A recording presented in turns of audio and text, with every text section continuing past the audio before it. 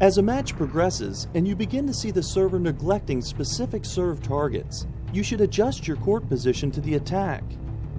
If the server is constantly working the backhand side, then shift over a step or two towards the backhand and start from there. This will improve your wide reach for the backhand attack and challenge the server to go for the target you leave open on the forehand side. You may find they struggle with that placement and therefore don't choose to go there often. What you see and learn through the course of a match may allow you to adjust your starting position based on the strengths and weaknesses of the server's attack.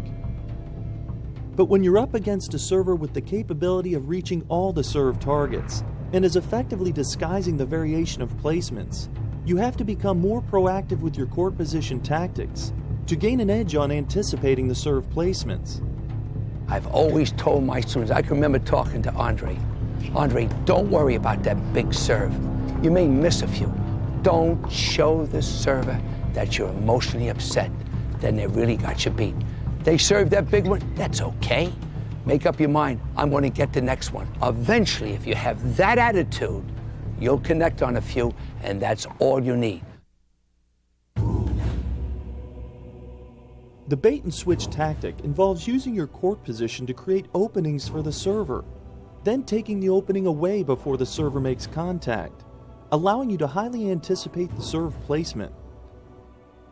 To execute the bait and switch requires you to study the eyes of the server very closely as they prepare in their routine.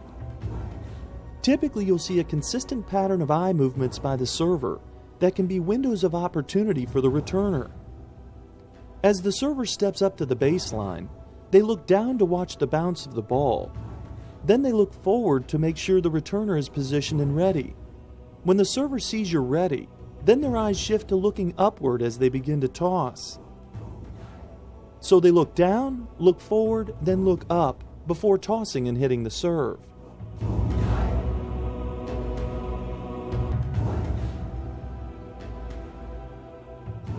When the server looks forward to see if you're ready to receive the serve, they expect to see you in your normal starting position. When you change your starting position even slightly to the left or right, a red flag goes up for the server, who now sees a possible opening to attack. If you create the opportunity for the server to see an opening and tempt them to go for it, then you narrow down the range of possibilities, usually to the placement you've left open. If you adjust your starting position to the left, you are baiting them to serve to your right side. If you adjust your position to the right, the server will see an opening to your left. When you change your starting position by moving in much closer to the service line, you challenge the server to overpower you. And when you move much further back from your normal neutral position, you challenge the server to go for the extreme angle placements, as you neutralize the effect of their power serve down the middle. The adjustments you make in the depth of your court position can be difficult for the server to detect, so if you're trying to send a message by moving forward or back, you might have to exaggerate the adjusted position a little more. However, even subtle adjustments left or right will be easy for the server to see and take notice. If you are to effectively bait the server into a placement, you must be in your adjusted starting position before or while the server is looking at you. If the server never notices your position change, the tactic becomes useless. Once the server sees you've changed position and have left a small portion of the service box open, chances are they will chase the bait. But you can't remain out of position or you'll risk giving them the reward of an ace to that opening. That's where the switch comes in. The moment the server's eyes look up to watch the toss, that gives you a window of opportunity to move back to your normal neutral position before the serve is actually hit, with a good idea of where the serve is going. So by switching back to neutral before contact on the serve, you're now in your normal return position, ready to capitalize no matter where the serve is placed. However, timing is everything when it comes to executing this tactic, and you can't expect it to work all the time against all players. When used more sparingly, it will work more effectively when you need it the most. You'll have to practice these techniques to become very good at baiting the server into your traps, without them realizing you're actually deciding the serve placement for them.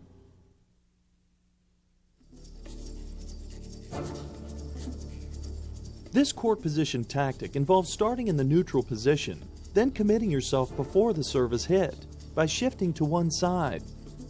This tactic will only be effective when you're able to accurately anticipate the placement of the serve. The risk you take is that the server may attack a different target. Often used to run around what would be a second serve to a backhand, to work with a forehand strength, you must wait until the server's eyes look up with the toss before you make your move. Once the server is looking up, they're more focused on executing the serve and are unable to see you make your move.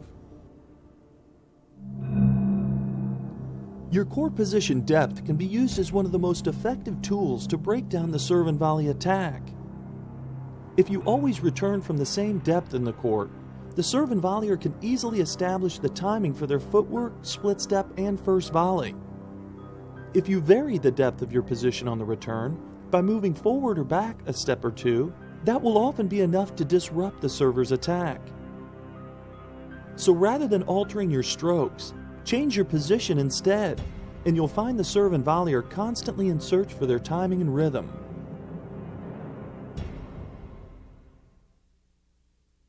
One of the games Andre loved was to stand inside the baseline 4 or 5 feet. Have the service stand at the service line. The service serve, Andre would return and see who would get to the net the quickest. And it was fantastic because what Andre had to do was to bring the ball back down to the feet of the server in order to volley up to have a little bit of a chance to win that particular point. And they challenged each other each and every day. And they look forward to this part of practice.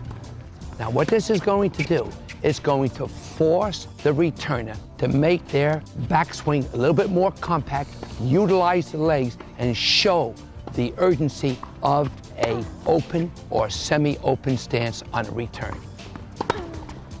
Now we're going to do that same thing, but after she makes that return, she's got to move and get in there. By getting in there that quick, she can now hit down on the volley or position the volley out. Look at the position on the court. She's in 6 or 7 feet. Good, and when she has that little half volley, don't panic. Play it the same as a regular ground stroke.